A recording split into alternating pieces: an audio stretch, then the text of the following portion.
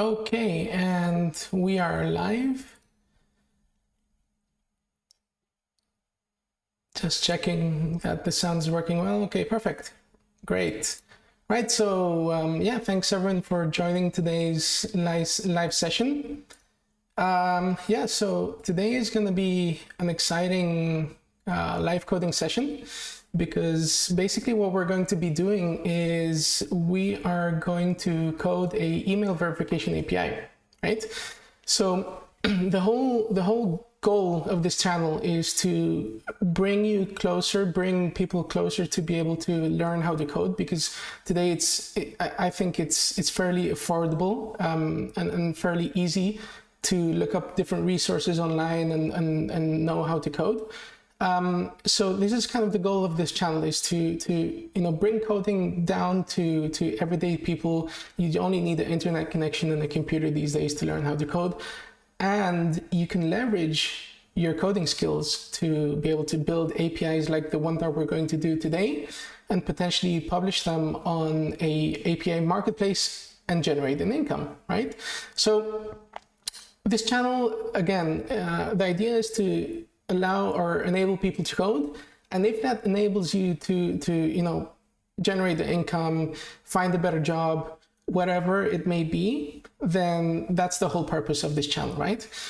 So today we only have about 2 hours, or at least I only have about 2 hours for this live session. So we're going to be focusing on something very, very specific and concrete, right? So we're going to be building a backend only API, so there's no front end. We're not even going to deploy the application. We're just going to develop it locally.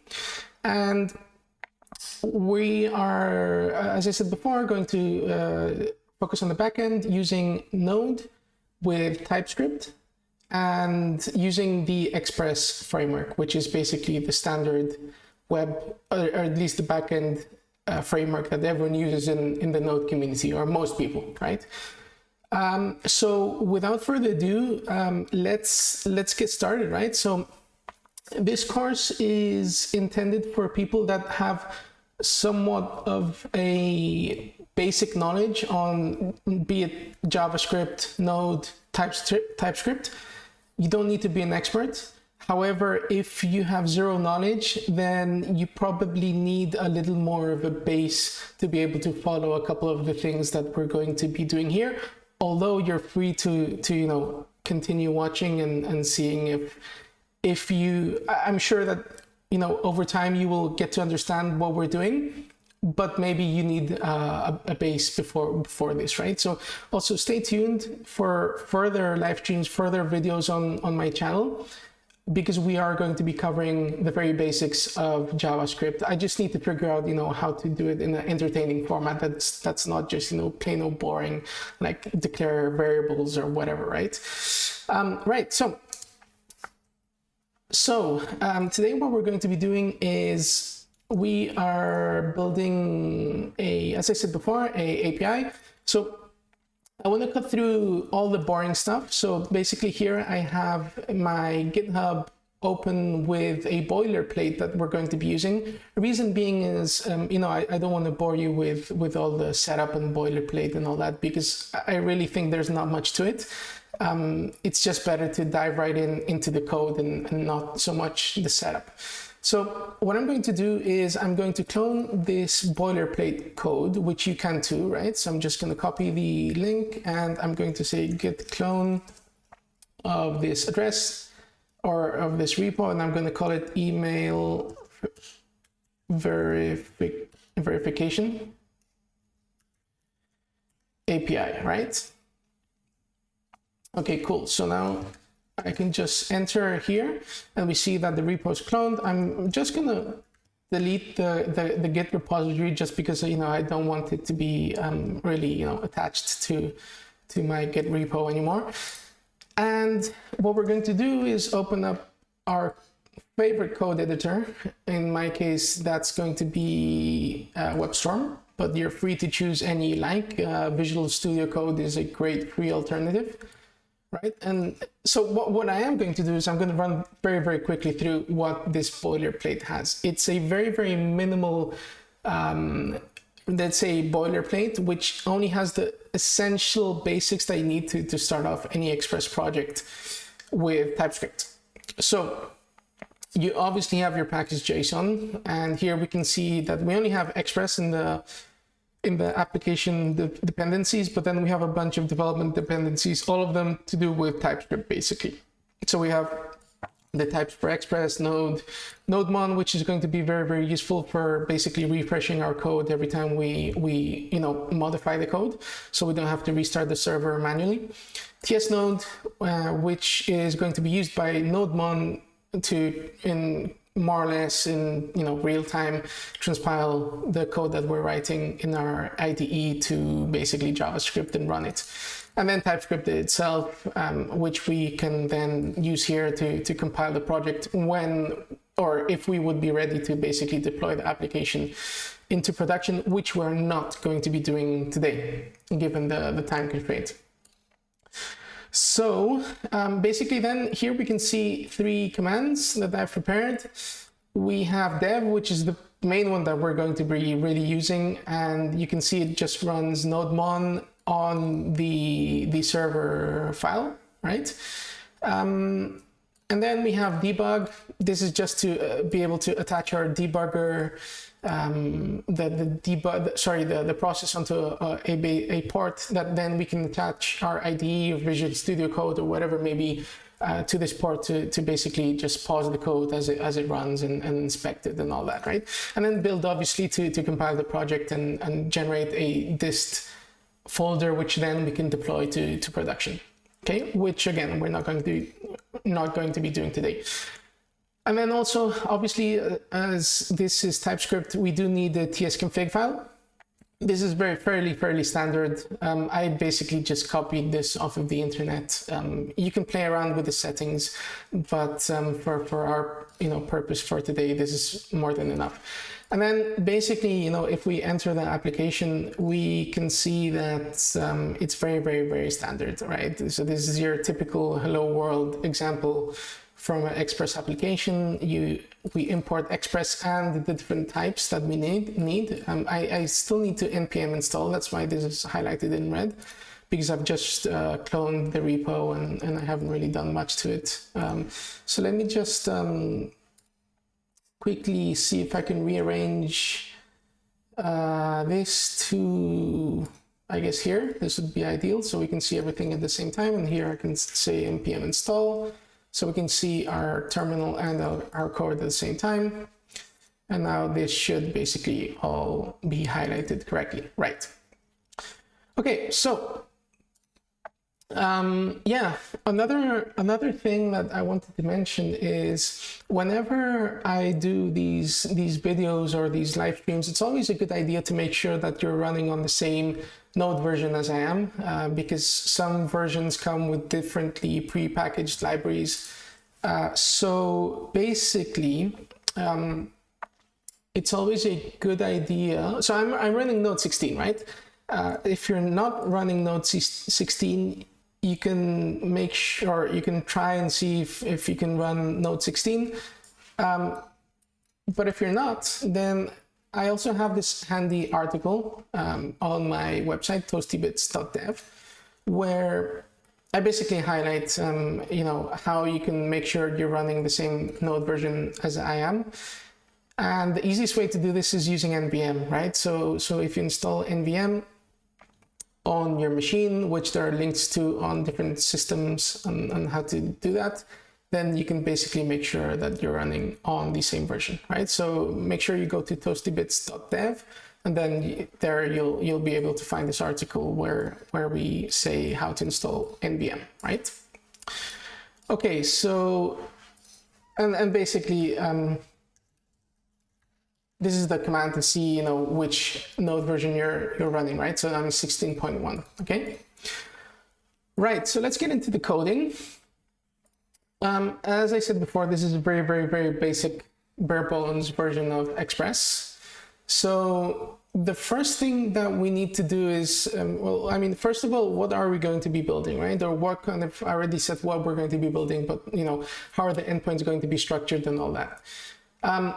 So we're essentially just going to have one endpoint, and this endpoint is going to accept an email address, and then we will write a bunch of code to evaluate whether or not that email address really exists. So we're not just going to validate the format, we're also going to be verifying using the SMTP protocol if that email really exists. So the way we're going to do this is, again, as we accept the email that the user sends us, obviously we do need to perform a couple of format checks. So we need to make sure that it roughly looks like an email address. So for example, it has a bit of text before and after the @ sign, and whatever is after the @ sign, is a real domain name, because then we need to check for different. We basically need to evaluate. I'll get into the details of this a little later, but we need to evaluate the domain name and make sure that there's an email server behind the domain name, and then we need to connect to that email server.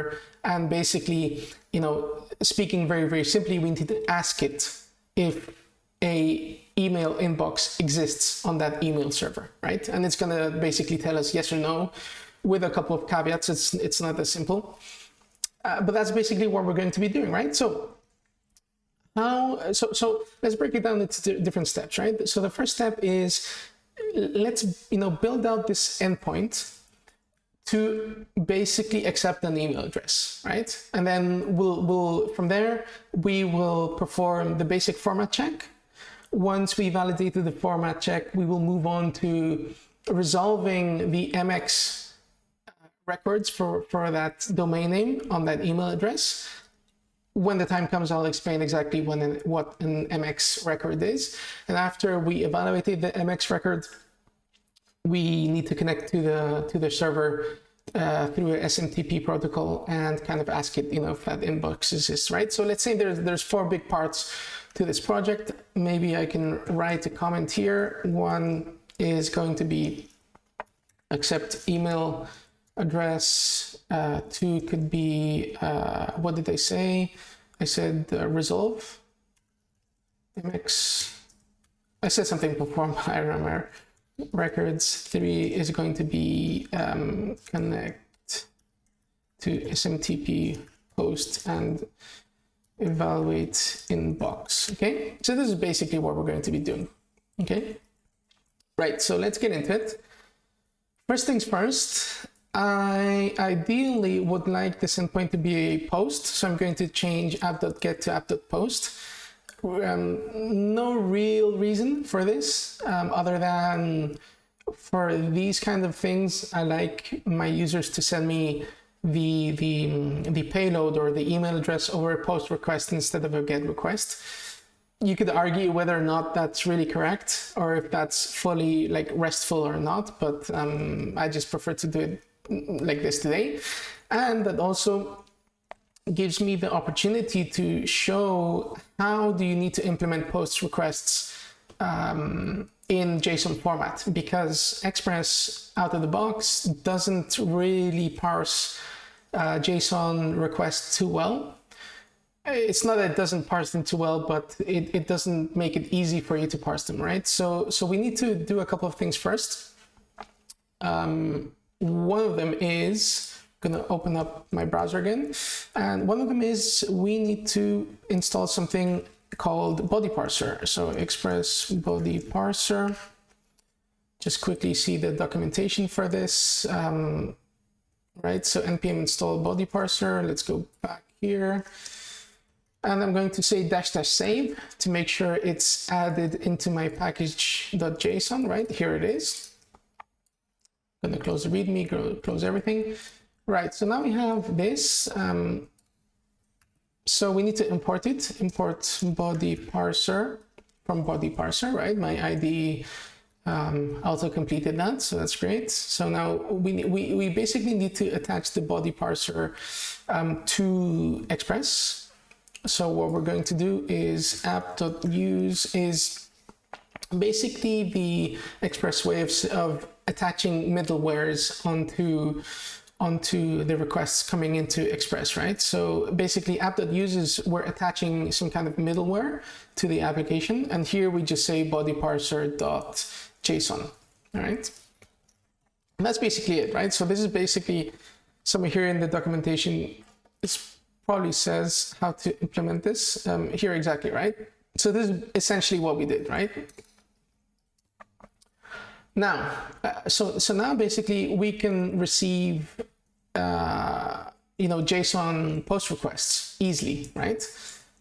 So let me quickly open up Postman, which is the tool that I'm going to be using to launch or to test my application, right? So here we can see Postman running. We should probably start the server if we want to get somewhere. npm run dev, right? So we can see our server is running on port 3000. I prepared Postman to hit or to send a request here. And let's see if I can make this smaller. Okay, perfect. Yeah. So now if I send the request, we can see now it's responding hello world, which is exactly what we have here. But let's just console log request.body to see if we're actually receiving a payload, right? You can see our server refreshed automatically there. That's thanks to NodeMon. And here what I want to do is I want to send a raw request, right? So I'm just going to make this a bit bigger just for you guys to see, right? So this is a post request I'm sending to this endpoint. And in the body, I'm going to send a raw body in the JSON format, right? And I'm just going to send this payload, right? This is just a test. So ideally, now if I hit send, we should see this popping up here, which we do. So we know that this body parser is working, right?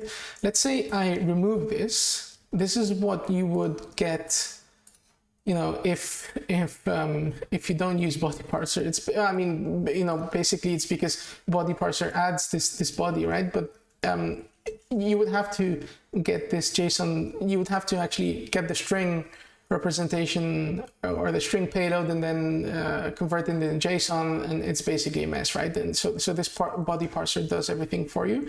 So it's just much easier. Right, so the next thing that we want to do is we want to perform a couple of checks. So we want to make sure that the user is sending us a body with an email address, right? And if they don't, then we need to return them an error, right? So what we can do is we can say if not requests body. So here we're basically saying if they don't send a body, then we can say res.status 400. So this basically assigns a status code of 400 to the response that we're going to be sending out. And then we can send a JSON of, for example, error and a message missing email, for example, right?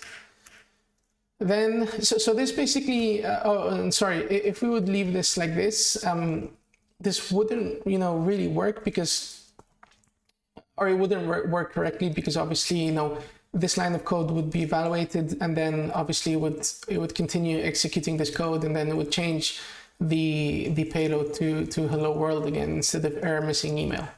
So what we need to do is we need to do an early return, what's called the early return. So basically we need to return something so that the code just exits this function and doesn't continue, evaluating the rest of the code.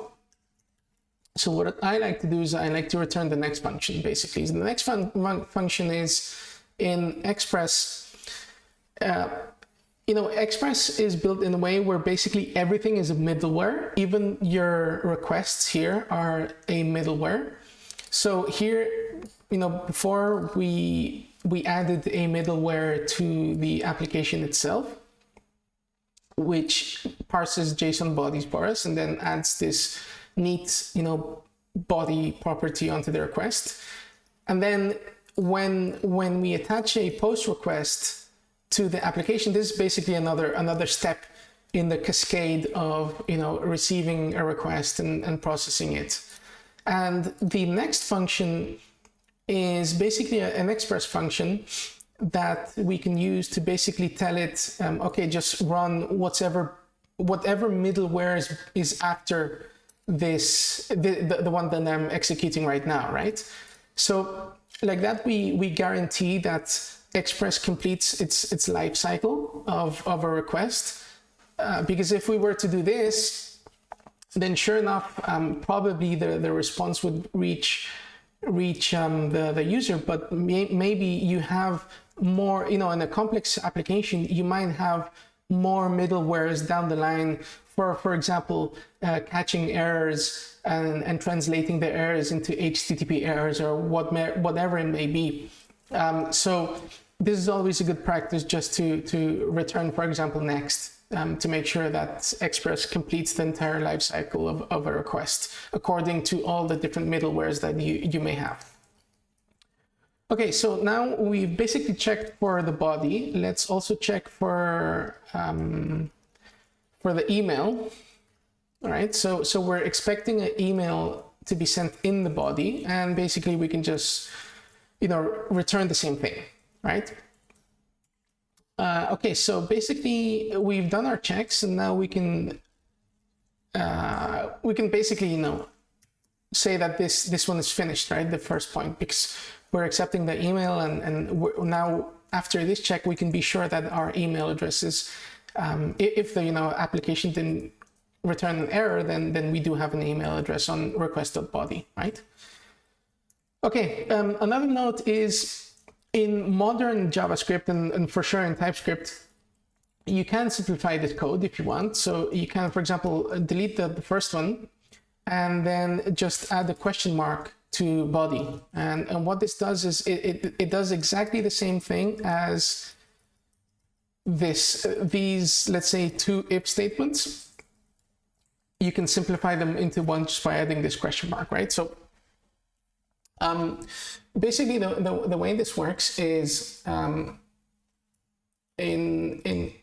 so body can be undefined, as we saw before, depending on what kind of payloads the users send you. So if you try and evaluate email in undefined, then obviously your application would crash because there is no email property in an undefined object, right? So the way you can go around this in old JavaScript is like this: is you sequentially cascade into the property that you're trying to evaluate.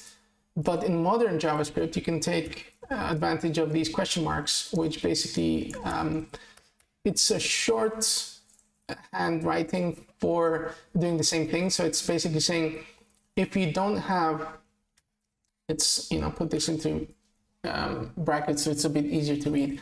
So if body exists within requests, then evaluate email, but if it doesn't, then just stop there. It will be false anyway, right? So if this is undefined, then email is for sure not in body because body is undefined. So this will be false anyway. But if it does exist, then evaluate email.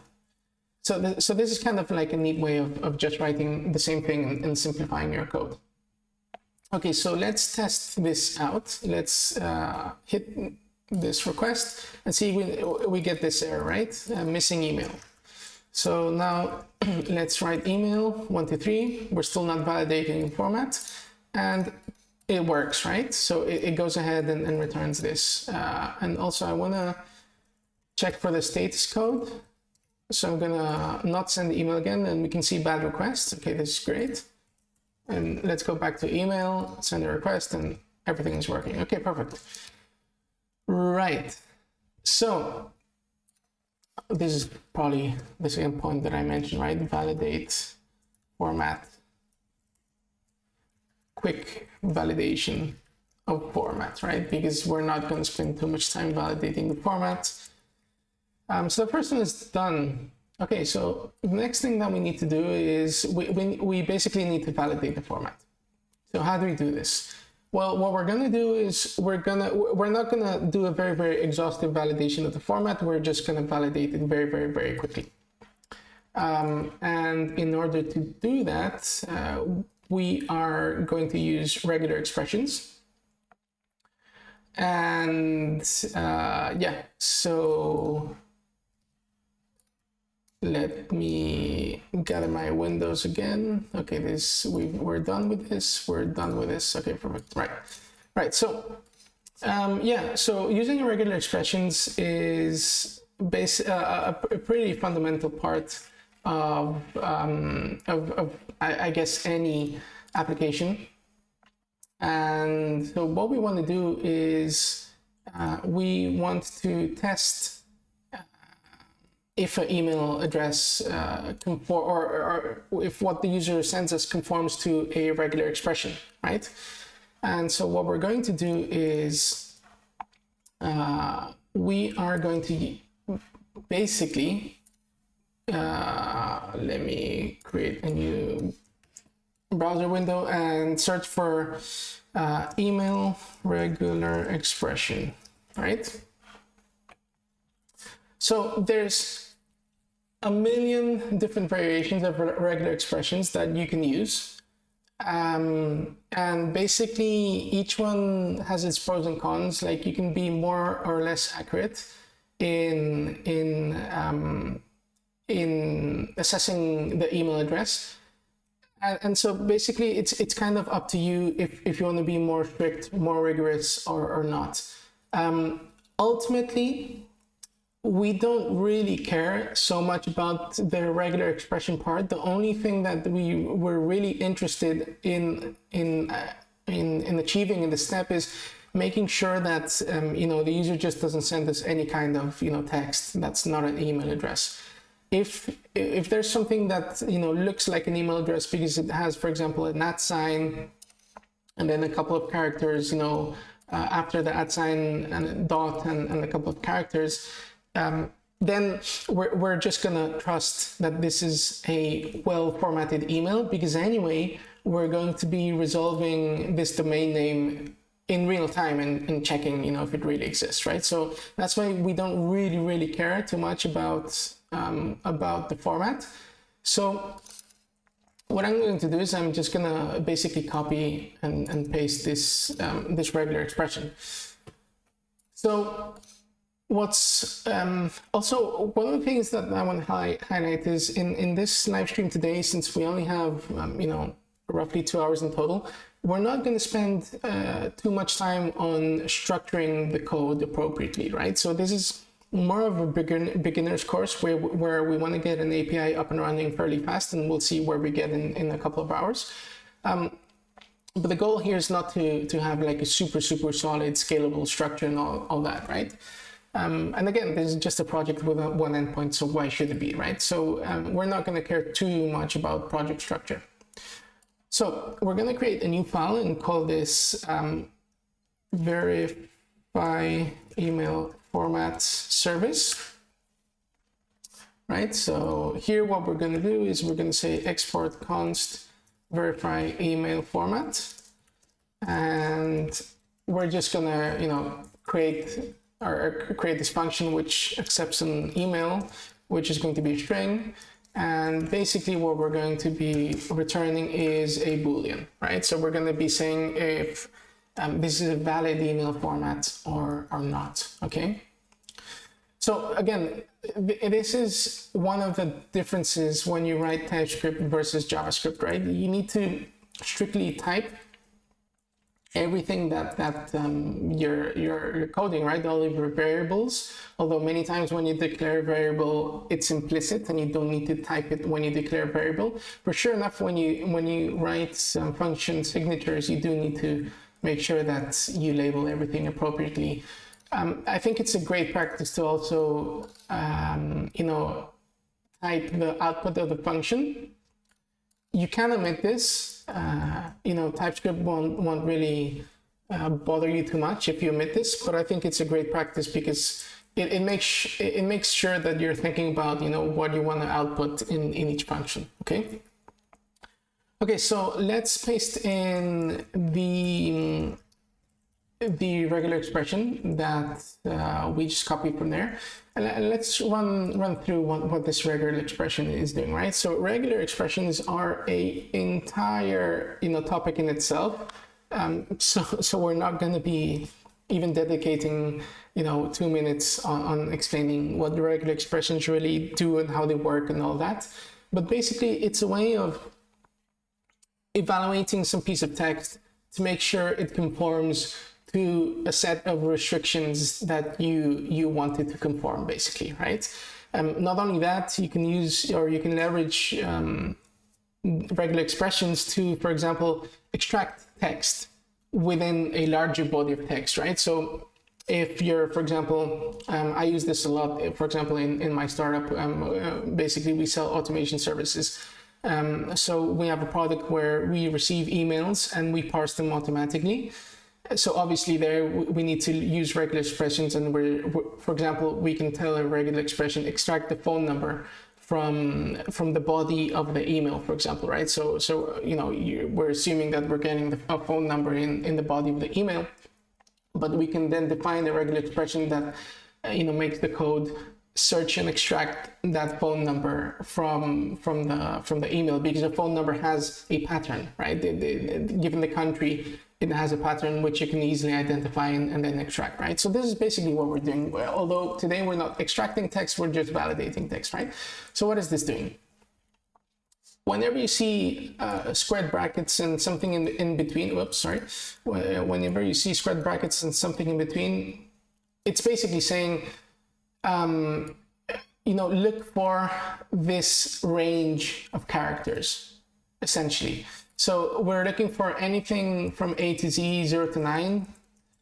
And then this plus sign means one or more of those characters, right? So one or more of anything between A and Z and 0 to 9, right?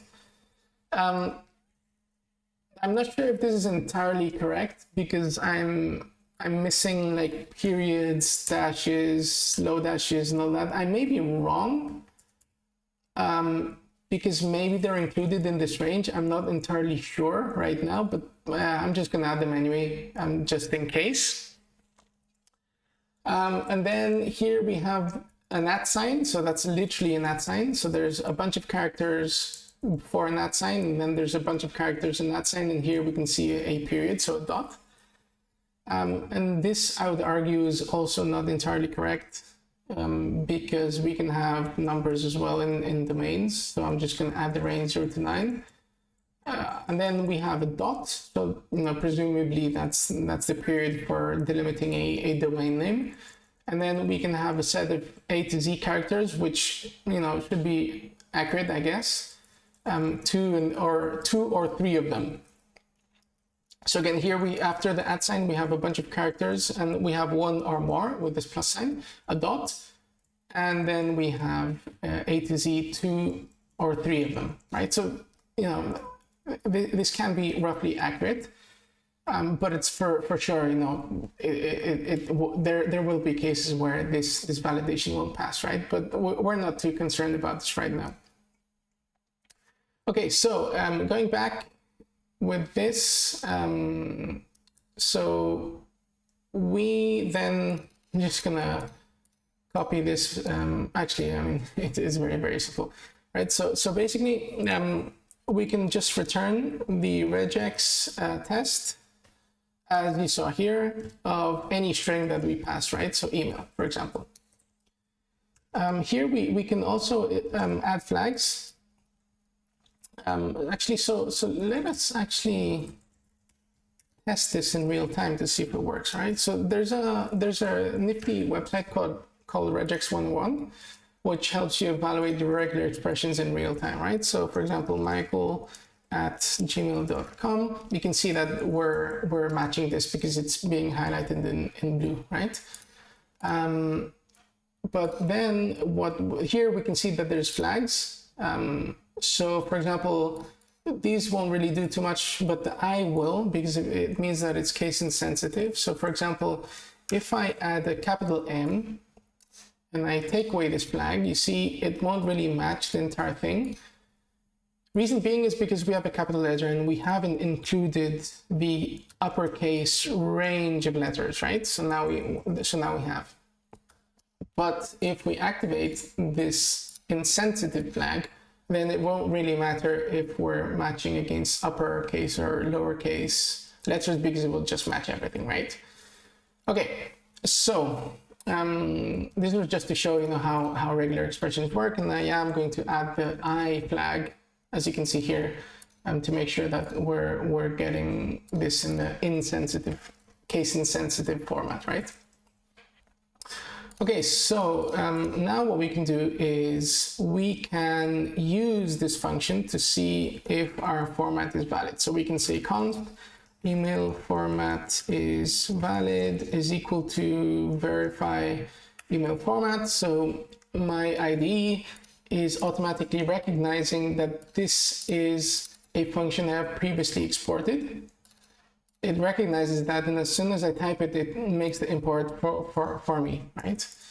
And here we can say rec.body.email. Right, and yeah, so basically here now we can actually output email is valid, and we can output email format is valid. Email, let's add format here just to make it more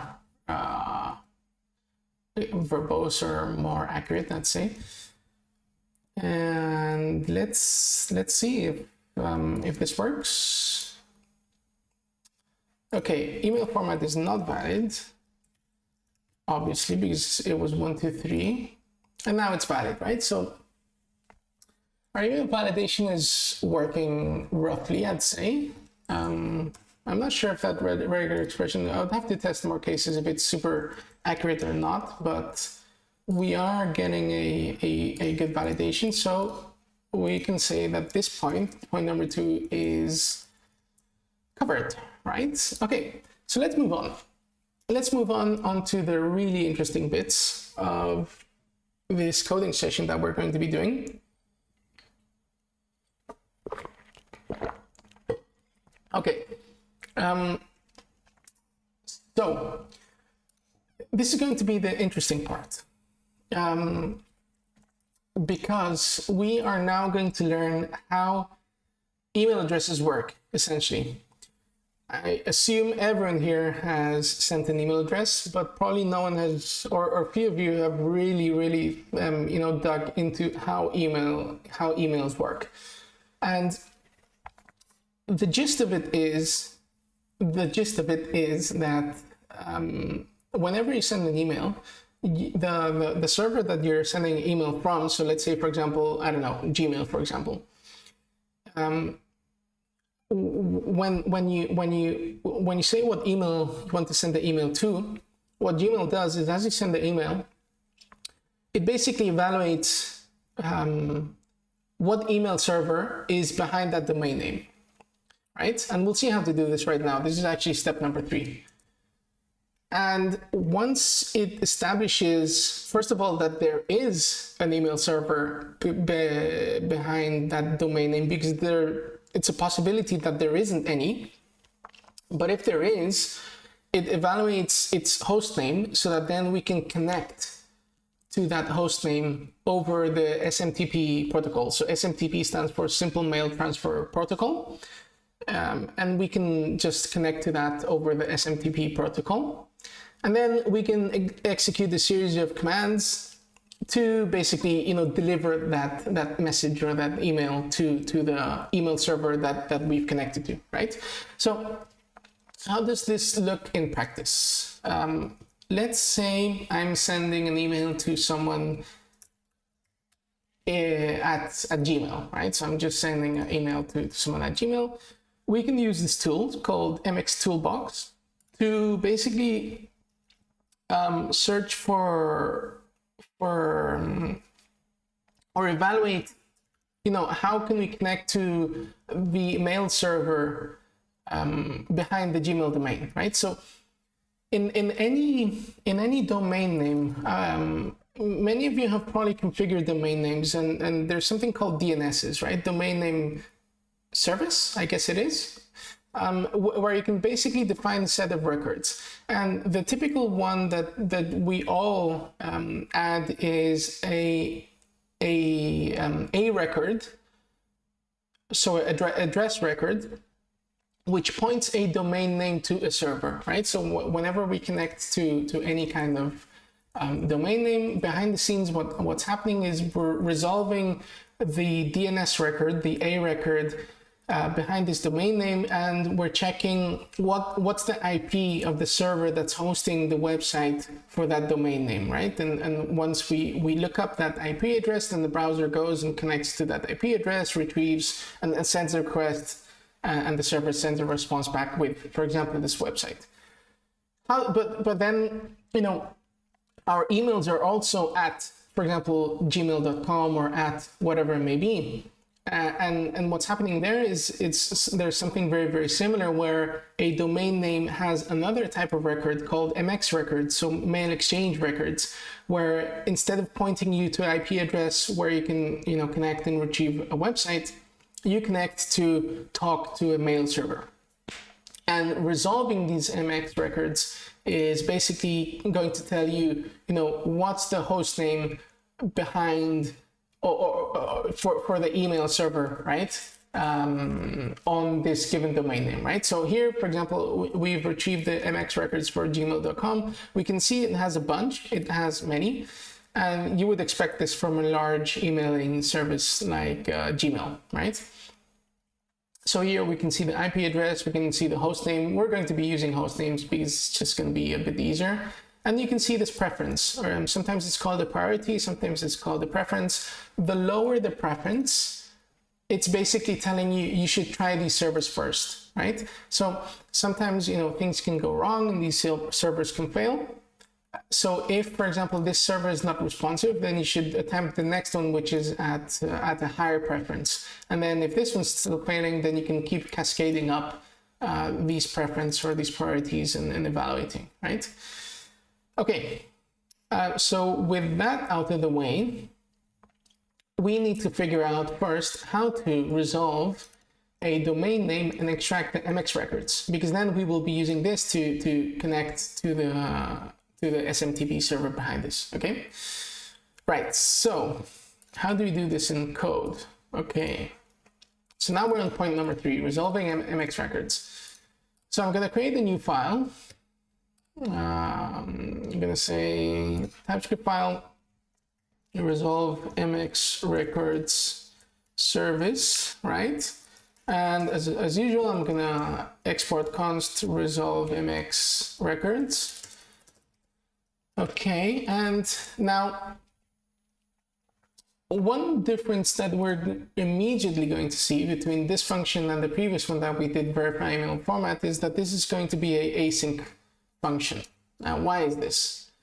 Well, this function is going to be performing a synchronous action. So it's going to be fetching information out of the internet. So it's basically going to be resolving MX records. And this is something that's going to be asynchronous because we have to send a request, we have to wait for it to come back, and it can take an arbitrary amount of time, right? And whenever we do such things in JavaScript or in TypeScript, we want to do this in async fashion. And the difference between a verify email format is that this doesn't really need to fetch anything from the internet, from memory on the hard drive or disk or anything like that, right? So it's fairly sequential and immediate, right? So we don't need to wait for anything here. This line of code just executes, and then this one executes, and it's all, you know, synchronous. But here, since we are going to be fetching something that takes an arbitrary amount of time, we don't know how much time it's going to take, then we basically need to write this in an async format, okay? Also, one of the differences between old JavaScript and modern JavaScript and TypeScript is that we can leverage this async await, let's say syntactical sugar, as you can sometimes call it, which is basically a neat way of creating async code, because previous versions of JavaScript, older versions, doing async code was a pretty big pain. right? So we're going to be since we're using TypeScript anyway, we're going to be leveraging the async format, which is much easier to use. Okay, so we need to import a couple of functions from the DNS library that Node already ships with, let's say, Node 16 in my case, right? So we're going to be using the promises API from let's say, oh, it's already prompting me, Node DNS, okay. So we're importing promises from Node DNS, and we're also going to be importing MX record. So this is not really a function, this is just a type, but since we are strictly typing things, we want to export this type because, you know, we want to make sure that, for example, here we are exporting a promise. I mean, that is pretty redundant because, you know, we have the async, but we are returning a promise of MX records, and it's going to be a list of MX records, right? Because as you can see here, we have various MX records, right? So this promises library is going to resolve MX records under a domain name, and it's going to return a list of them, right? So it's actually a convenient time to add another thing to our, or the first thing and the only thing that we really need to our function signature, which is the domain name, right? So we're going to be sending a domain name to this resolve MX records, and we're going to be returning a list of MX records under this domain name, right? Okay, so this code is going to be extremely simple. We are first, I'm going to say const MX records is going to be equal to so await promises that we've imported from Node DNS dot resolve MX, and here basically we just type in the domain name, right? And it's going to be basically as simple as this. But whenever we're working with promises and the await keyword, we cannot just leave things as is like this. We always want to make sure that we're wrapping things around the try catch statement. Why is this? Well, because promises in JavaScript, so how do promises work? A promise is, as the name suggests, it's a promise that something will either resolve or reject in the future. And in the future, you know, is if you add the await keyword here, then the future is basically, okay, just, you know, I don't care about the promise, just give me the result of this promise, right? If we were to delete the await keyword, then what we would be storing here in MX records would be the promise. So we will also probably have to change the name of the variable, right, to make it more explicit, but we'd be storing the promise. And we could continue doing things as the promise is resolving.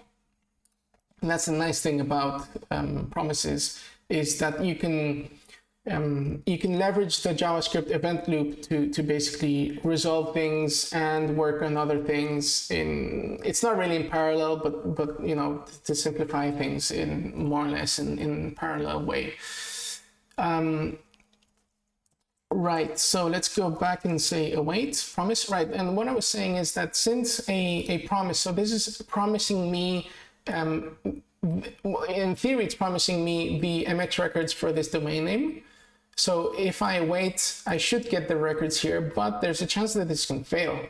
This can fail for various different reasons, right? It can fail because I'm not actually entirely sure how. I would have to look up the documentation for resolve MX, but for example, if it doesn't find any records, then you know, does it throw an error? So that's why we need to catch it.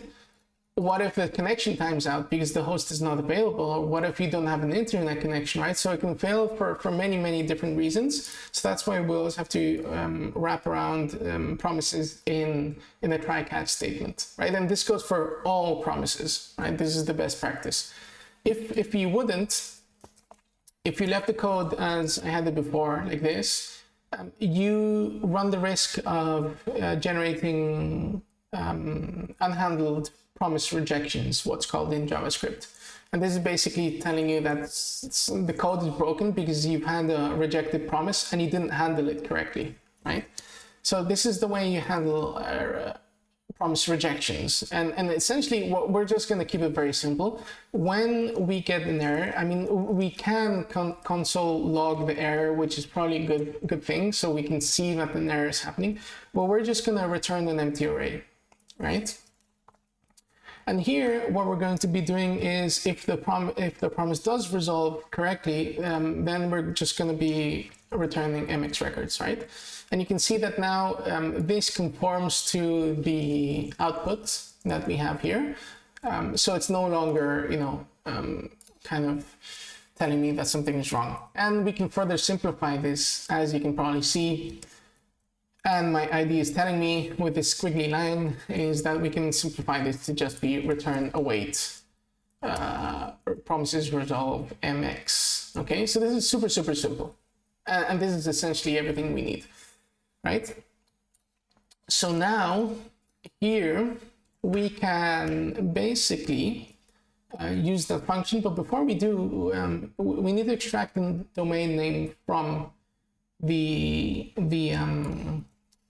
email address, right? So the way we can do this is just say const, and here just there's many different ways you can do this, but you can say inbox, which we're not really going to be using in domain, is equal to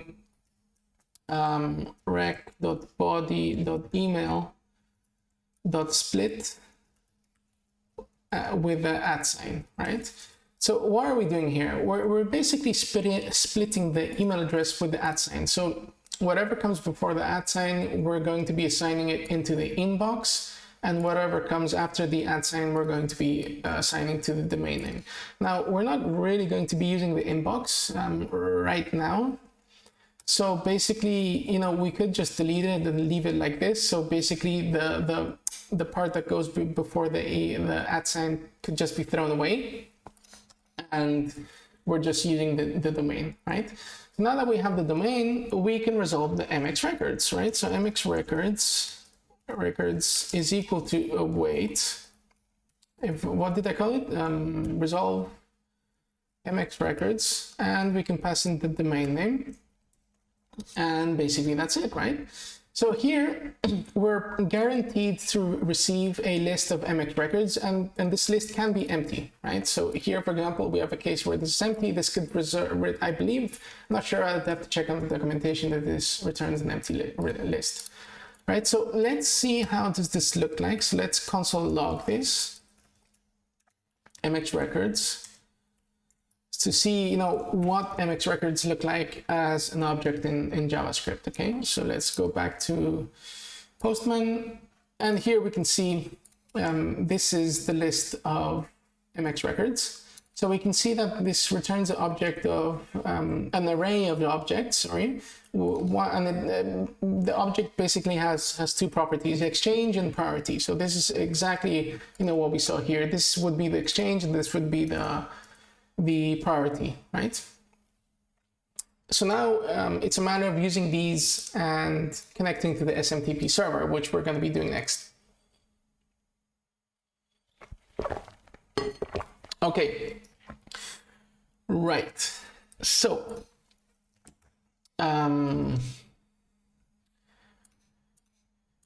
yeah, so it's probably a good idea if we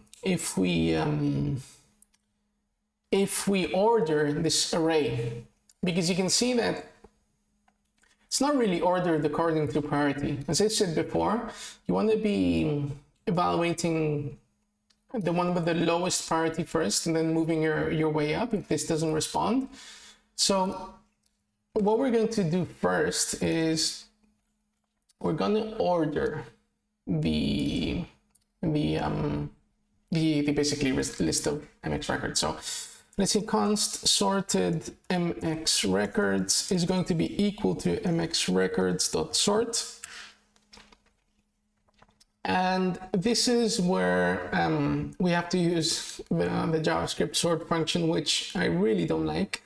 I think it's super unintuitive, but there may be people that find this super intuitive, especially coming from languages like Python, which have very simple ways of sorting arrays. I don't really find this super intuitive, but anyway, basically how this works is behind the scenes, the sort function evaluates each item in the list, and it compares each item with the previous one. And if it's bigger, if it's smaller, then you need to tell it how you want it to sort by basically saying which one is bigger, right? And you can do this with text, you can do this with numbers, right? So what I'm going to do is here is, it's already suggesting me we have an A and a B, which basically stands for, let's say, one element and the next one, right? We're just assigning A and B as the names.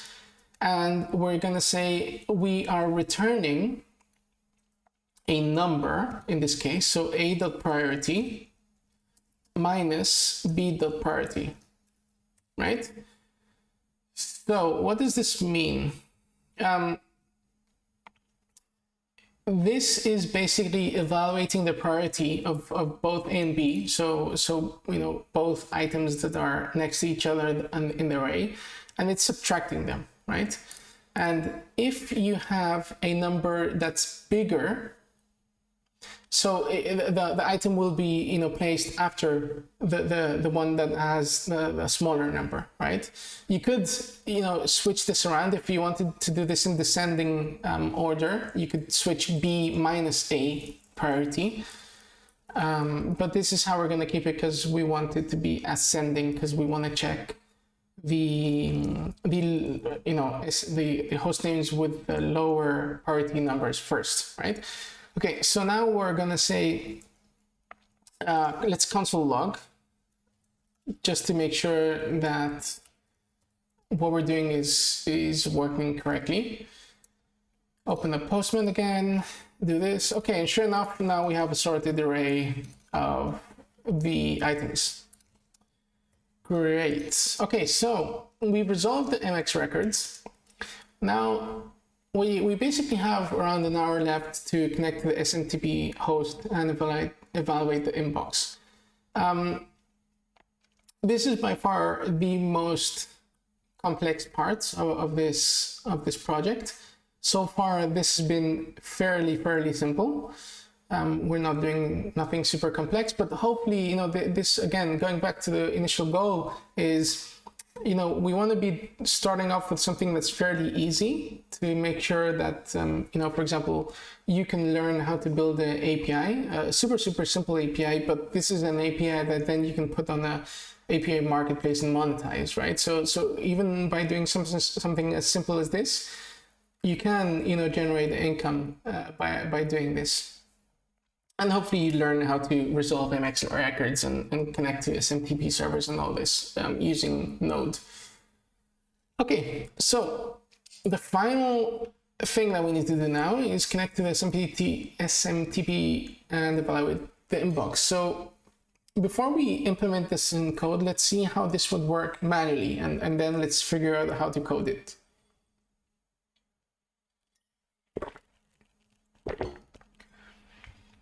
Okay, so I'm just going to close the server here for a second, because what I'm going to do is first illustrate how we would connect to an SMTP server manually, okay?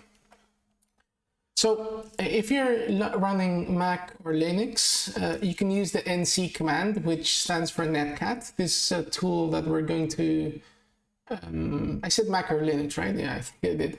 Mac or Linux, you can use netcat. This is a tool you can use to basically connect over, to any kind of server. It doesn't even need to be a SMTP server, it can be any server. So we're going to be using this tool to basically connect over SMTP to Gmail in this case. If you're on Windows, you can use Telnet. So Google up Telnet, Telnet, and you can basically use that tool to do the same thing. You will have to, look up how to basically replicate the command that I'm going to be doing here, but I'm pretty sure it's practically the same, right? So we can use netcat to connect to this host name here that we have, and we need to tell it that it's going to be over port 25.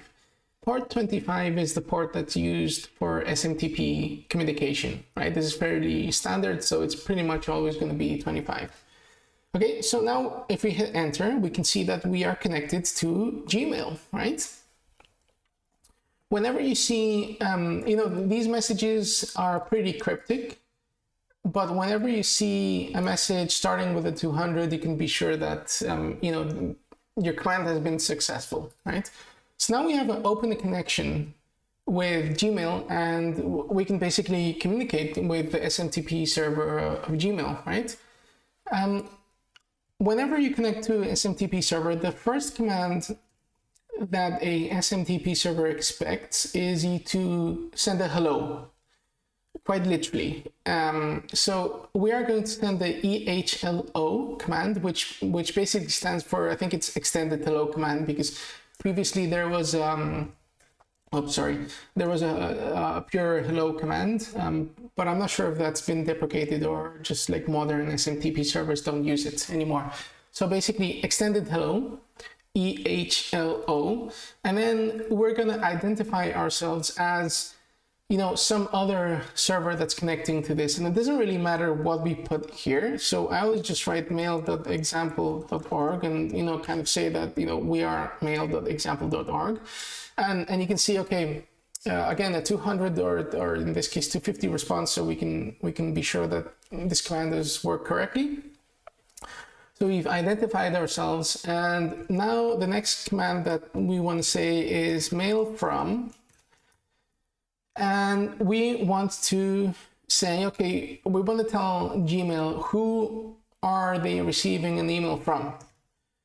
So let's say, I don't know, name at example.org, for example. And this is, by the way, this syntax is very, very important, right? You need to say mail from in caps, mail space from, colon, and then you need to open brackets as in less than name, and then type in the email address and then close it with a greater than. And this is very, very important, because if not, it won't work. So it said, okay, great, your name at example.com. And then we need to say who are we sending the email to, and this is the most important part of the whole email verification API that we're doing.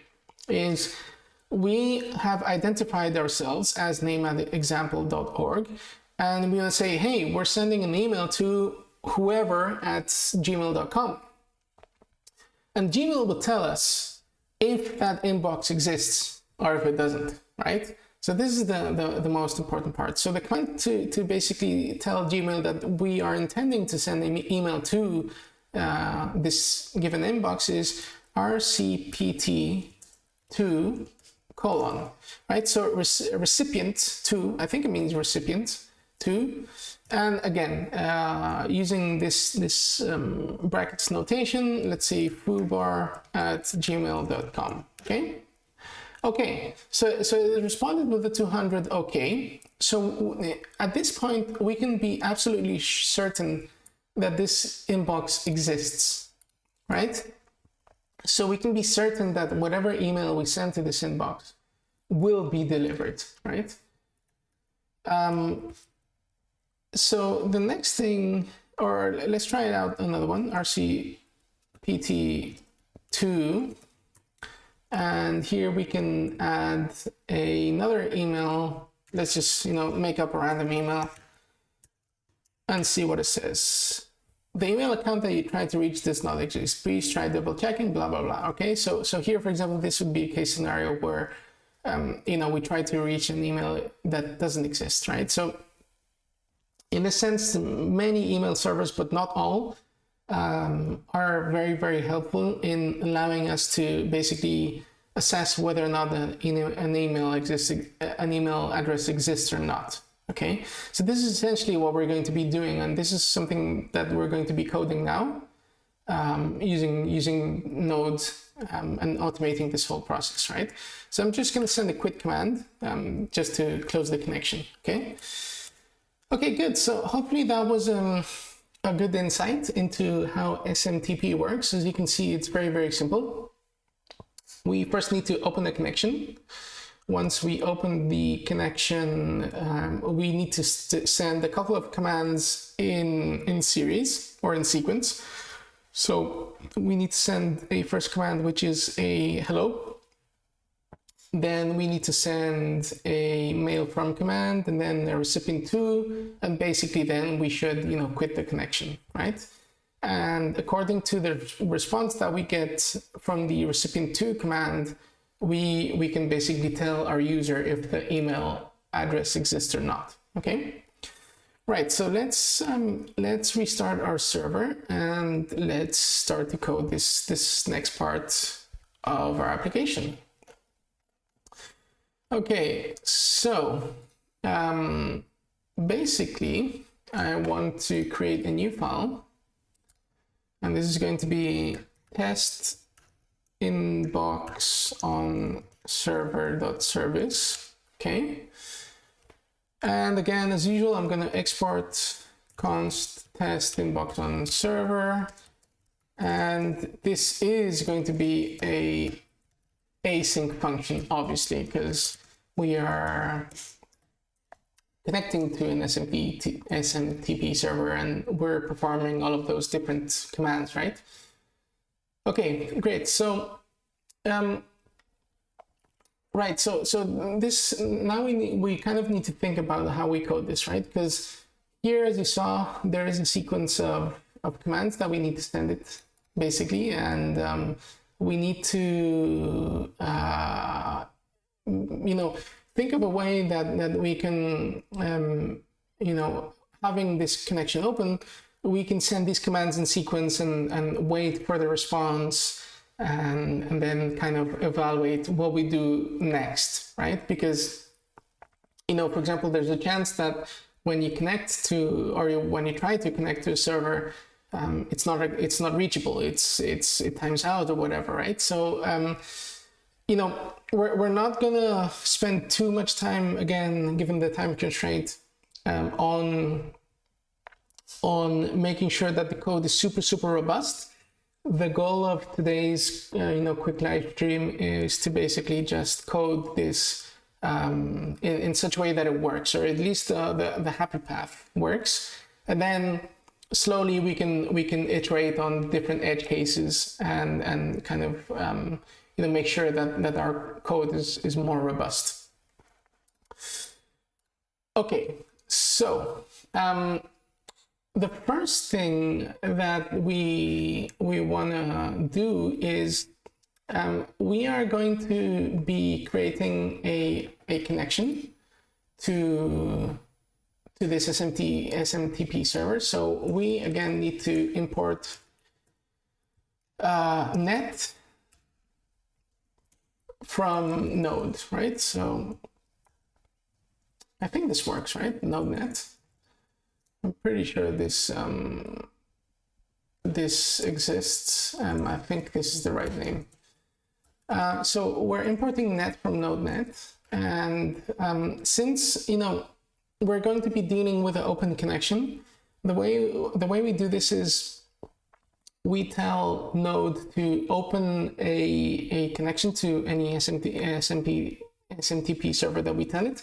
And basically what that does is it creates a socket between our computer and the server where information is exchanged in real time, basically. So this is basically in Node language, this is a stream where we can receive information from, and we can write information to the stream, okay?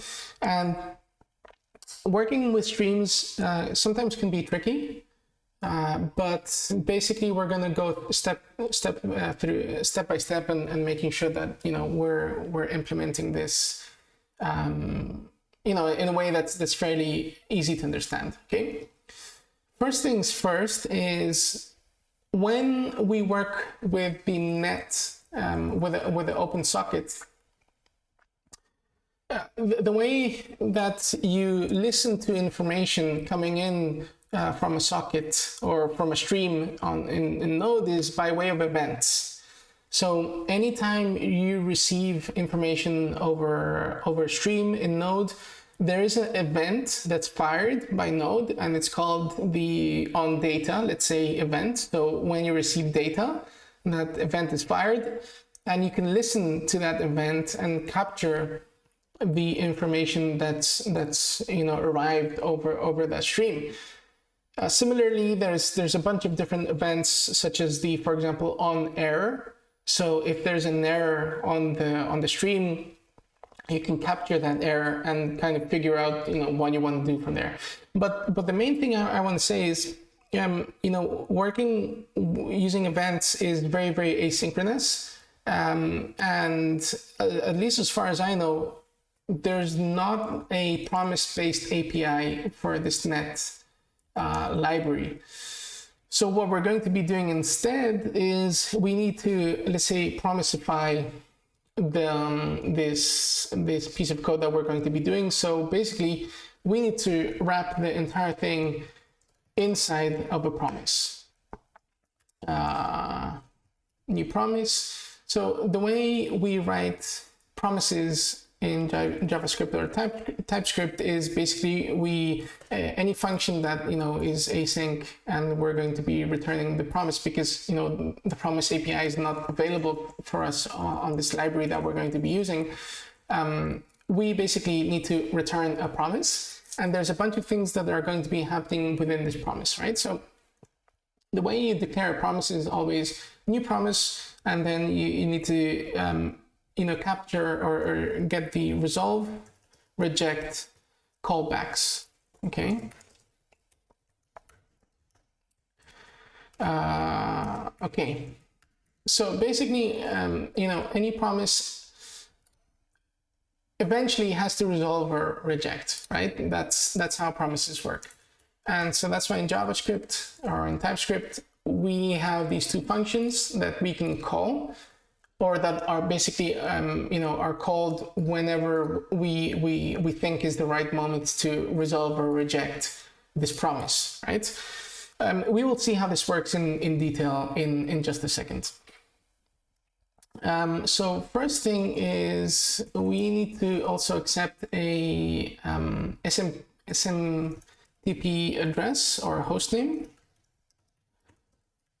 And we need to ideally also, accept the inbox, email inbox as a string, okay? So email inbox is basically what the user sent us, and SMTP hostname is the MX record that we resolved, okay? So now we are going to connect to the SMTP server. So const socket is equal to net.create connection. And here we basically are going to be using this format here, the third one. So port number is going to be 25, as we saw while using the netcat command. And the host is going to be the SMTP hostname, right? So this is the MX record that we received previously. Okay, so this is going to basically create a connection. And now we need to define the different events that we want to listen to on this connection. So we can say socket on data, and as you can see, my IDE is already pre-filling the different names of the events, because there is a set amount of variables or event names that we can listen to, right? So on data. And here, basically, we can define a function. You can see that it's hinting to me that on the event that we're listening to data, the listener sends me data, and the data is in a buffer format, right? So let's say data buffer, because this is exactly what we're receiving. And here we can basically define the function that you know we wanna use. Just for now, let's just console log whatever we're receiving here, data. Since this is a buffer, we need to convert it to string. So we can convert it to string, and we can say we want it in UTF-8 format, and we're just going to console log this. Then it's probably a good idea to, for example, listen to the socket.on error event. Let's see if my ID, whoops, didn't want to open that. The error, the listener is obviously, it needs to send us what error it is, right? So we can say just console error. Okay, this is good enough for now. We also probably want to listen to the connect. The connect event, right? So basically connect is, as we can see here, there's nothing really passed to the listener. So, but that's fine because we don't really need anything. It's just the event that letting us know that we have connected. So we can say console log connected to, and then we can say SMTP hostname, right? Okay.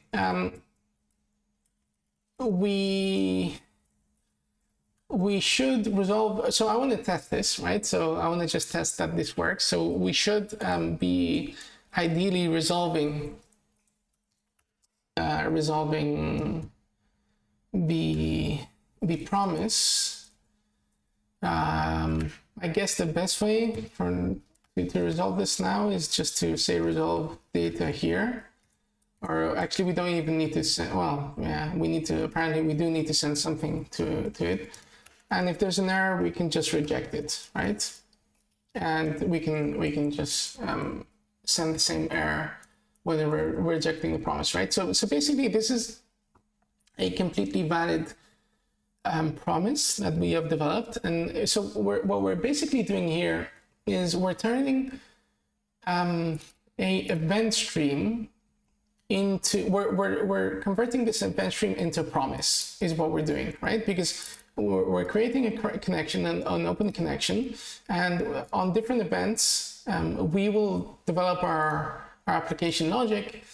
But when the time comes, we will resolve this. Now we're just resolving as soon as we receive data. This is mainly just because I want to see if this is working correctly or not. But obviously this will change as we keep developing this in the future, or in the future, I mean right now, the next steps. Okay, so let's test this out. Test email, paste inbox on server. SMTP is going to be, let's say for now, let's keep it simple, sort in the mix record and take the first one out of the list. And email inbox is going to be the request.body.email that our users are going to be sending us. Yeah, of course. See, this is a nice thing about TypeScript, right? So this is a bug here. And it's telling me it's a bug because, you know, here I told the function that I'm expecting a string, but I forgot that this sort in MX record is an object. It's an object of, let's see if I have it somewhere here, exactly, exchange and priority. So this obviously won't work.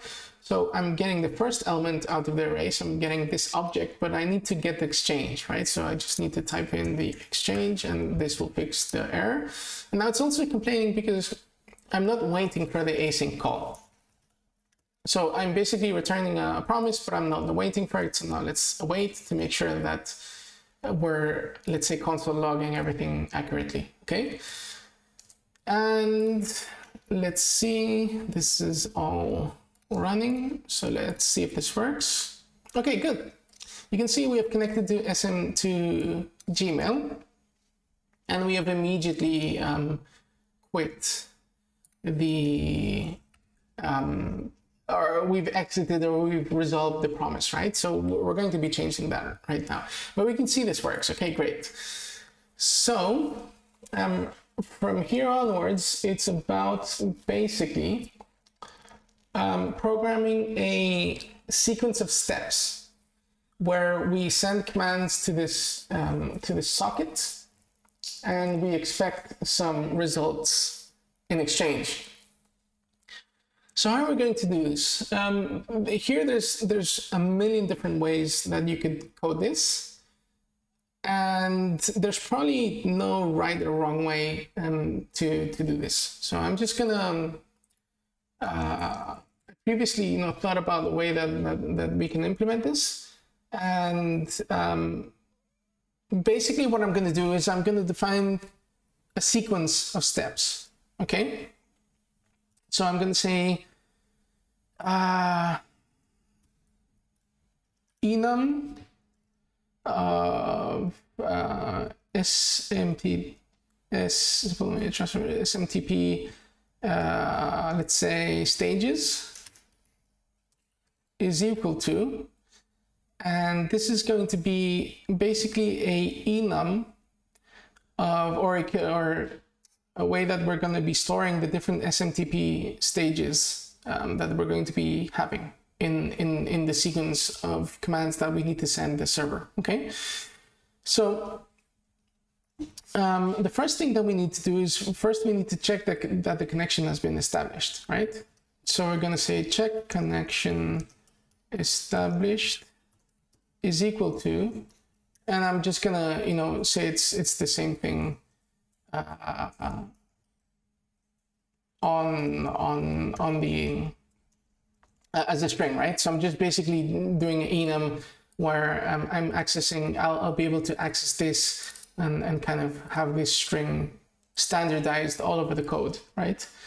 In JavaScript, you would probably use a dictionary for this, but yeah, I always forget how you write these enums. I don't know if it's like with the equals there or colon or whatever, right? So now it's fine. Right, so this is going to be the first stage. The second stage is going to be to send the extended hello. So this is going to be send EHLO. And the next stage is send mail from, right? And then we have send recipient to. Okay. And finally, we should send a quit command. Okay, right, so these are going to be our 5 stages that we're going to be sending over the SMTP connection.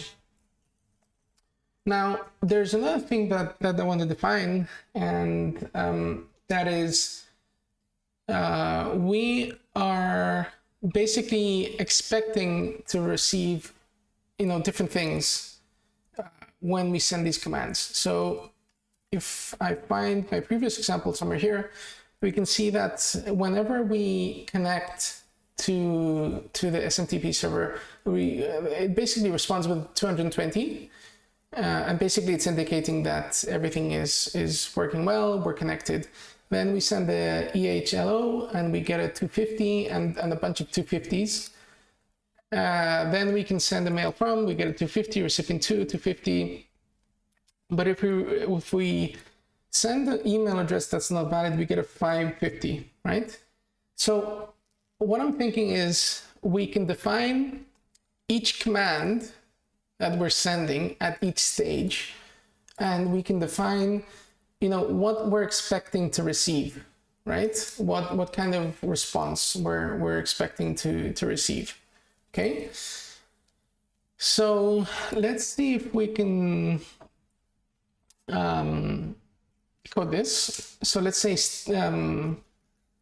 actually let's change the name of this, SMTP stage names, and this will be SMTP stages is going to be equal to, and this is going to be an object where we're going to leverage the stage names to have this standardized, and we're going to say SMTP stage names check connection is established is going to be equal to an object where we expect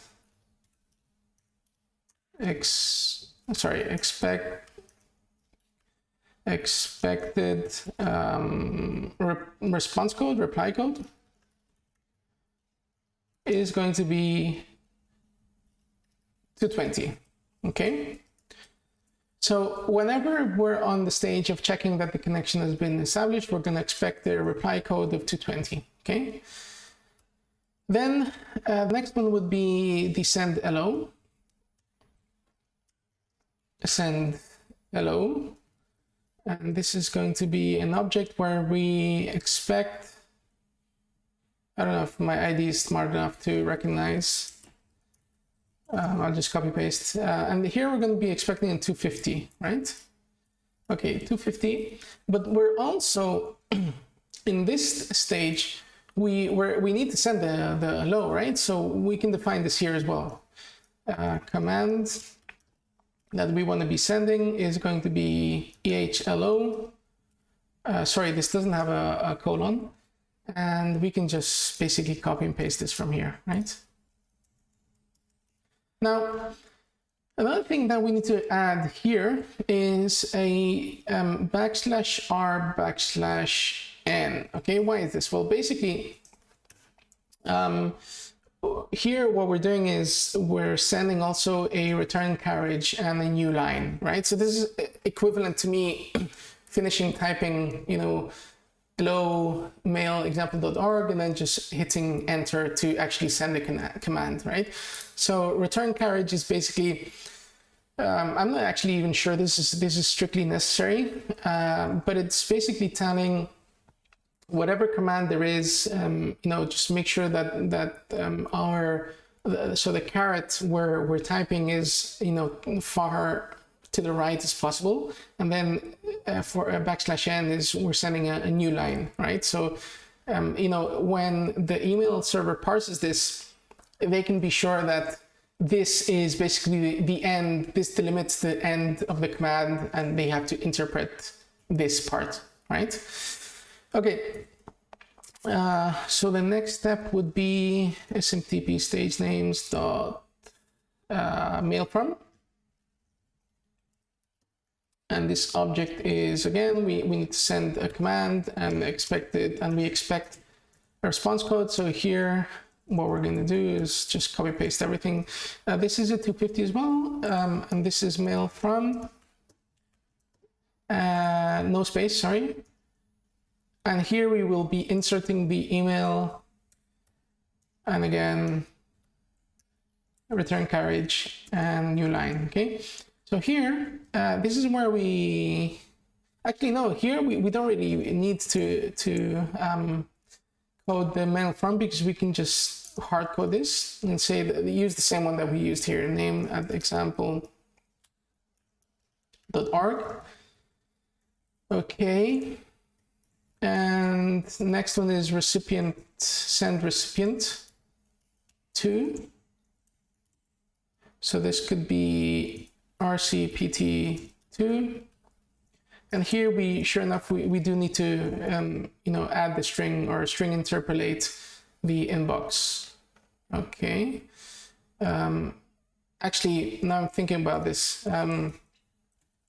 in order for it to be easy to access the inbox, I should be doing this inside the function, because like that is just a very quick way to access the email inbox, because if not, I would have to write a function that generates this, and I just don't want to spend time on doing that. And then the last stage is the send quit command, right? And here basically we're just saying quit.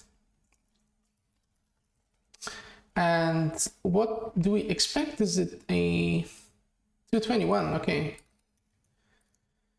Okay, perfect. Right. Now, we've got the SMTP stages defined. Next thing that we want to do is we want to make sure that we're running these commands in sequence. So the way we can do this is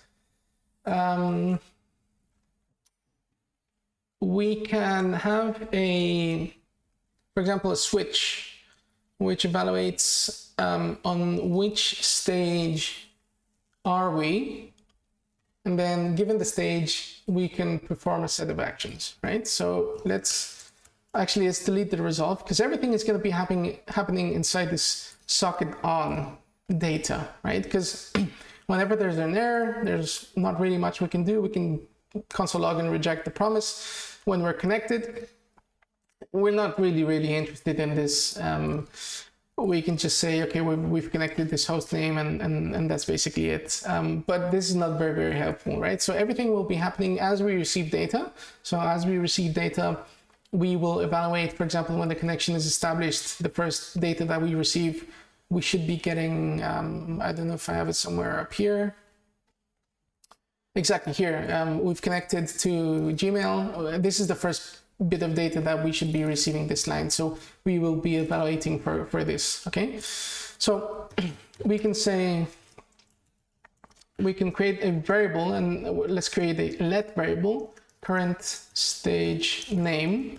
And this has to be stage names of type stage names. So this is now where we're leveraging Typescript's enum property, where we're basically forcing this to hold one of these values. And then we will be using this to access, this object in one of these and see whether or not we need to send a command. Do we need to, move up in the sequence of steps, so on and so forth. Okay, so actually, one thing that we could do is we could add next name, and we could say SMTP. So for example, if we're checking that the connection is established and it's successful, then the next stage name could be send hello, right? I think this makes sense. Next stage name, so I'll just copy and paste because I don't want to type so much. So when we send the hello, next stage would be send mail from. And so this will help us automate or write less code to figure out what the next stage is in the switch statement, because we've already, programming it into the object. Next stage name, sorry, I have it copied from when we're sending mail from, is send recipient to. And when we're in send recipient to, it's going to be send quit. And basically there's no next stage in the quit stage, right? So again, today's focus is not so much code quality, so much as exploring the SMTP protocol in Node and seeing how we can evaluate different commands. But there's pros and cons to doing, we can talk over these things. And by the way, if you have any comments or any questions, just feel free to use the YouTube chat and ask me there. But basically, one of the good things is that, this is super easy to program. One of the bad things is that this isn't ideal, because the structure of the objects here is not the same for every stage.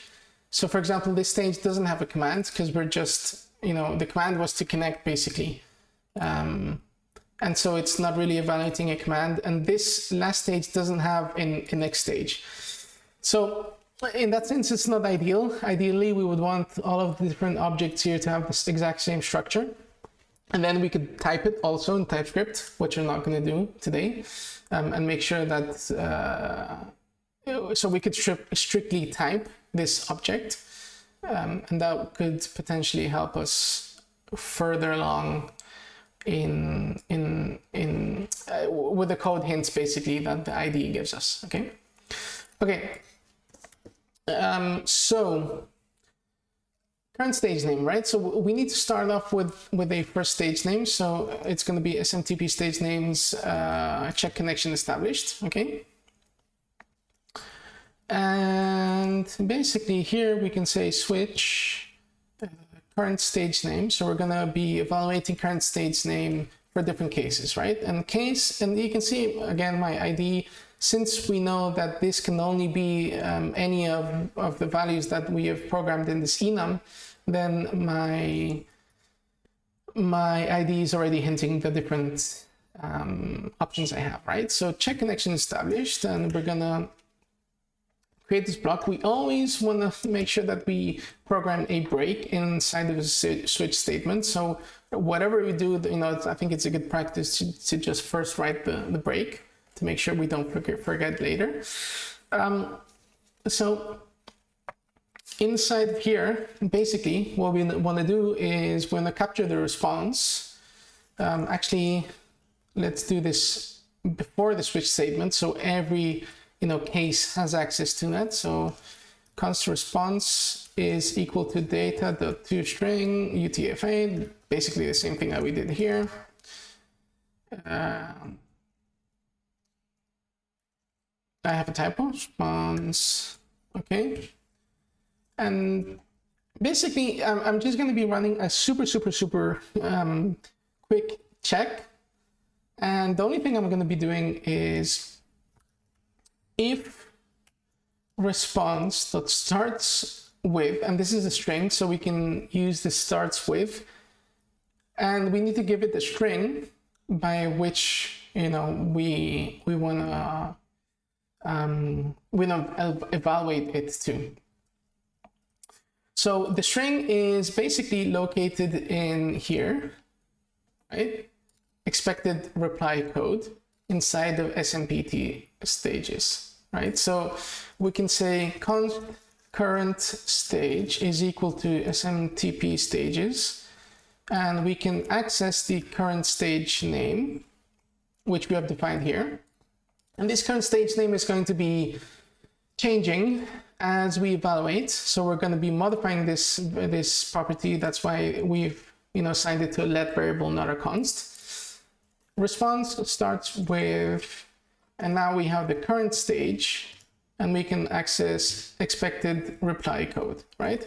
So if it's not what we expect, then essentially we can stop right there, right? Because we haven't established a successful connection to our server. So we can basically say console, for example, console.error, and we can just log the entire response, and we can reject the promise. And we can throw an error, or not throw an error, but just reject the promise with a new error, right? So we can say connection failed, for example, okay? Right, so but if it did succeed, then we can basically move switch to the next stage and evaluate the command that's there, right? So we can say current stage name is equal to current stage, was it, right? And next, what's this? SMTT stages, next stage command, yeah. So I'm not sure why it's not hinting this. So I'm doing something wrong. And I guess, right.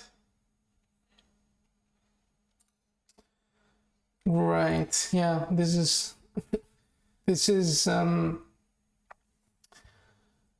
my last minute idea of adding this next stage name, and now it's kind of interfering with I mean, Typescript is correctly saying that this doesn't really exist on all. So let's just do a quick workaround, and sure enough, this fixes the error here.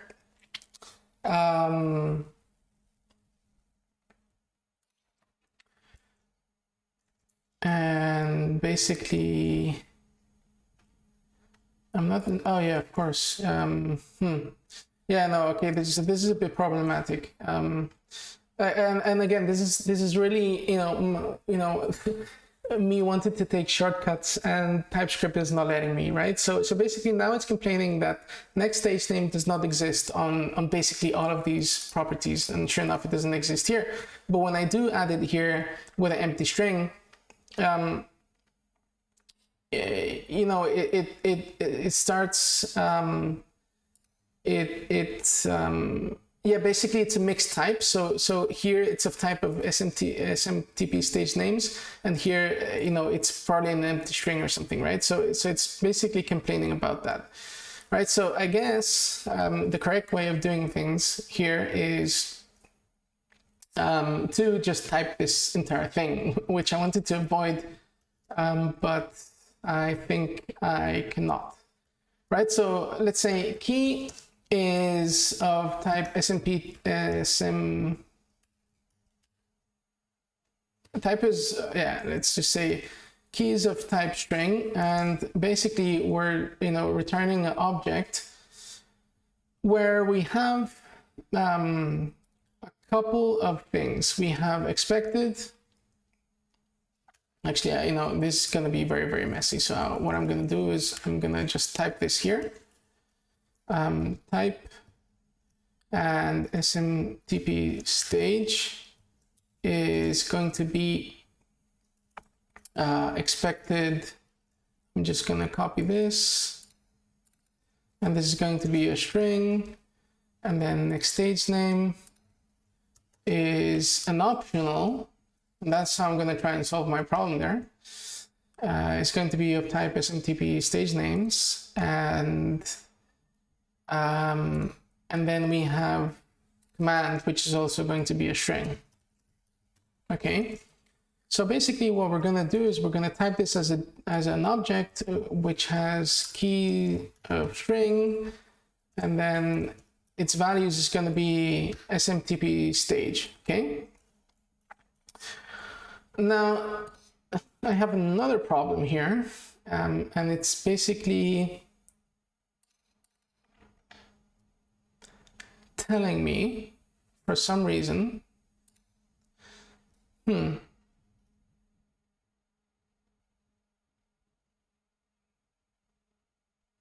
oh yeah, of course. Sure enough, check connection is not conforming to SMTP stage because command is a compulsory variable, so I'm just going to make it optional. And this is probably a bad way of implementing types, but yeah, we just don't have too much time, so I'm just gonna try and run with this. Right, so this is now more or less correctly defined, although now the problem is that,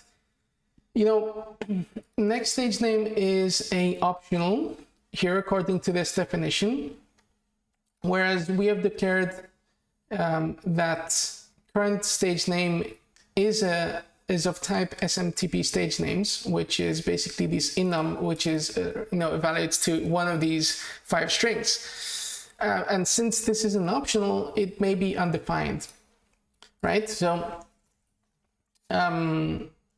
yeah, basically what we can do is we could try and force this, but I guess that's not really going to work. Or we could evaluate if current stage, so if not, let's say if not current stage dot next stage name, we can also reject.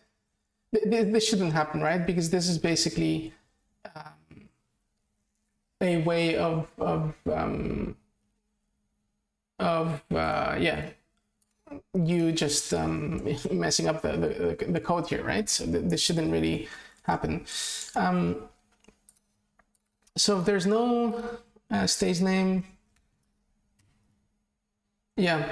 So this is the tricky part with, yeah, I guess programming with promises and all that is that, you know, the IDE is still gonna evaluate this code after it's rejected. So I could potentially just return a rejection so that the code doesn't, you know, continue evaluating here. And in this case, we can basically guarantee that whenever we come here, there is a next stage name, right? And this is of type SMTP stage names, and this conforms to what is expected in this variable, right? So it's a bit tricky there, but I guess this is one of the better workarounds I can figure. And yeah, we don't have too much time left, so I'm gonna crack on. Given this is, sorry, I don't know why I deleted that. I hope you understood this. If you didn't understand this part, just leave a comment in the YouTube comments, and I can answer that question as to why this error was happening.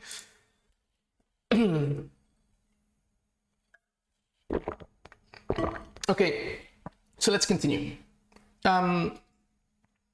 Right, so current stage name. So we've basically changed the stage name. We should probably also change this to a let, since we're going to be updating the current stage.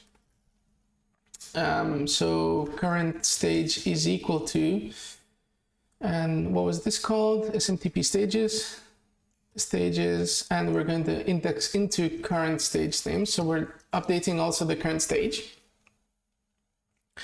And now we basically need to send a command, right? That's, sorry, I need to change the name of, or the message that I'm sending out in this error, because let's say this is an implementation error, because this shouldn't really happen. So implementation error, because, you know, this is just, you know, this is what I was saying before, that since the structure of these is not homogeneous, this is going to cause these types of problems where we need to do these kind of workarounds. This is not the best, you know, way of typing things by any stretch of imagination, but hey, we're all here to basically learn. And if you have any suggestions about how you could implement this, please also leave a comment in the comment section. Okay, so yeah, next part that we're going to be doing is we want to send the command, right? So basically, what we're going to do is we need to extract the command that we want to do, that we want to send. So const command, or actually the command is very easily accessible here. So I don't think we need to really write extra code to extract that command. We can just basically socket.write. And this is how we write information to the socket, right? And here we want to write the command. So we can say current stage dot command. And then again, this is going to be complaining because command is an optional. And it's an optional because not all steps have commands. And this is my way of just quickly, you know, not having the problem here in the definition stage, but that leads to problems here in the implementation stage. This is kind of one of the, I think, areas where if you're fluent in TypeScript and if you've thought things well through, you wouldn't have these problems, because you would have defined your types in such a way that you don't run into these problems, right? I've gone ahead and done this very quickly, and this is by no stretch of imagination the best implementation there is. And I'm running into these problems where TypeScript is complaining that, you know, the command doesn't exist because it's an optional. So one of these steps potentially cannot have a command.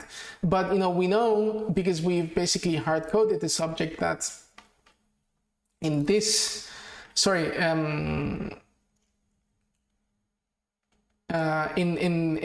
this state, well, actually here we've updated the states. This is not the best implementation. I haven't thought this well I haven't thought this thoroughly well enough. In any case, since we only have like 15 minutes left, I'm gonna go ahead and continue coding this, and then the next day when we pick up this project again on the next live stream, we can figure out how to do this better. And this is just part of coding, right?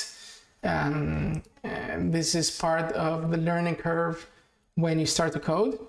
So this is also the nice thing about these live streams, is that, you know, this is not an edited video where I've implemented something and everything, you know, looks like it's just worked the first way. Here, clearly I'm running into issues with my type definitions because I haven't thought them well enough in advance. And if you're working in a regular job, you will encounter these situations on a daily basis where, you know, you're coding, and many times, even if you plan during, for example, a sprint planning or a grooming, when you plan a task, you know, you don't know everything up in advance, and it's only when you start coding that you start to realize, oh, we have this problem, we have that problem, right? And how do we solve this and that, right? And so here, basically what I'm trying to achieve is I'm trying to, you know, implement a sequence of steps, but I'm realizing that I'm doing it in a very, very sloppy way. And, you know, time constraint is one of those reasons, but I probably should have planned this part a bit better. But anyway, I'm going to try and solve this for the little time that we have left. And then next time we connect on the live stream, I can see if I can modify this and code this better, okay? Anyway, so the problem here now is that Typescript is saying that this can basically be undefined, and I'm expecting to send something here, right? A string, basically. So one thing that we can do is let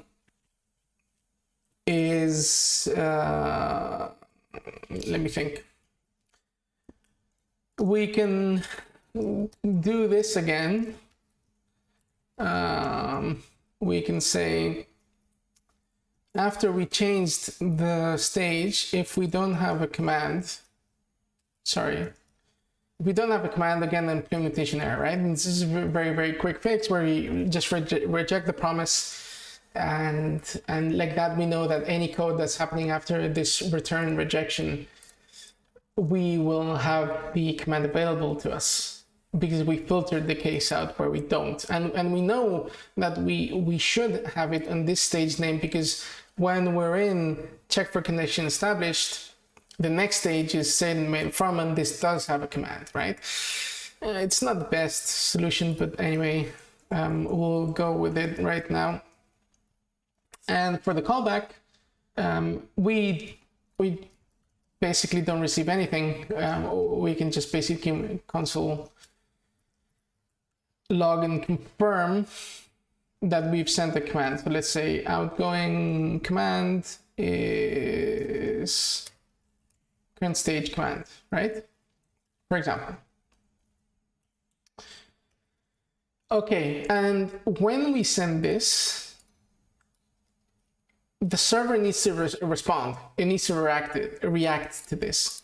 And when it does react, guess what? We're gonna get another socket on data event. So this will reevaluate again, right? So then this time around, on the second, so when we get the response after this command, we will be in another stage name, right? So we've updated stage name already here within this case. So basically we need to, code a new case, SMTP, and this will be the send hello. We're receiving the response when we're on the send hello stage name, right? So here, essentially, we're going to be doing the same thing, where we're going to be saying if not response what is the text person? Okay, yeah, starts with, and here we'll evaluate current stage name, dot expected reply code. And then here, basically, what we want to do is just basically return a rejection, right? Reject promise. And we can say, you know, connection failed, for example, because essentially, actually, this wouldn't be a connection failed because the connection is already established. You know, instead, I'm thinking we can socket.end. So what socket.end does is basically closes the socket. And I want to be, next time in the next stream, I want to be expanding this and kind of adding a data structure where essentially this promise resolves the whole evaluation of the SMTP server. So it resolves basically if we could connect to the server. And then there's two more things we need to evaluate. First is if the inbox exists on the email server, as you know, we saw in when we were playing around with the console here over the SMTP server.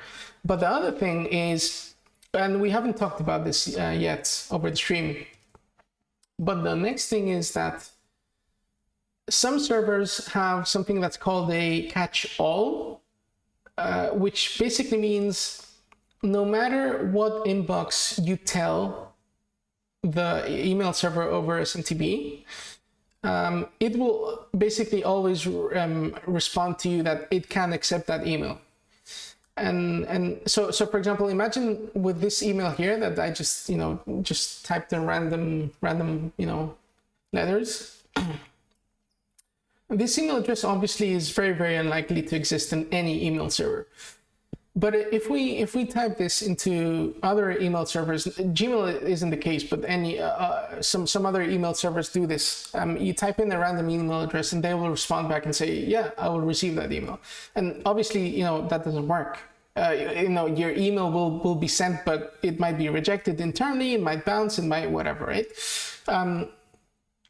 So in order to detect that, what we're going to be doing is, and this is going to be part of the next stream, is we're not only going to be evaluating for the inbox that our user has sent us, but we're also going to be evaluating for a random inbox that we make up on the fly.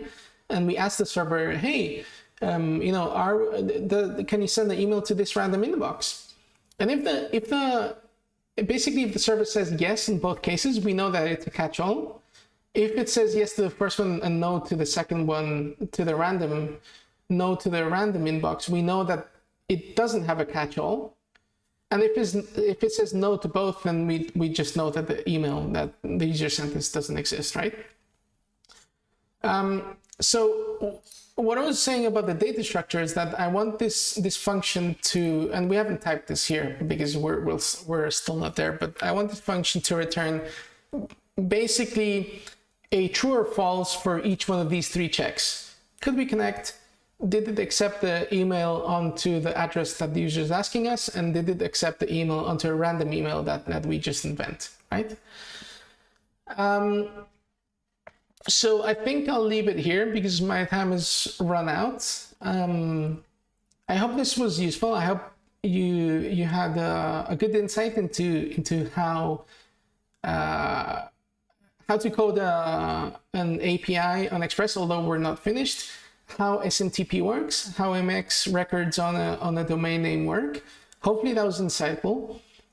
Make sure to subscribe and hit the bell icon, because like that you'll get the notifications when I connect next time to continue this live stream. And hopefully on the live stream with another hour or two we'll be able to finish this application that we're coding. Okay, so thank you very much for those of you who have watched this live stream. Please leave your comments on any suggestions or improvements.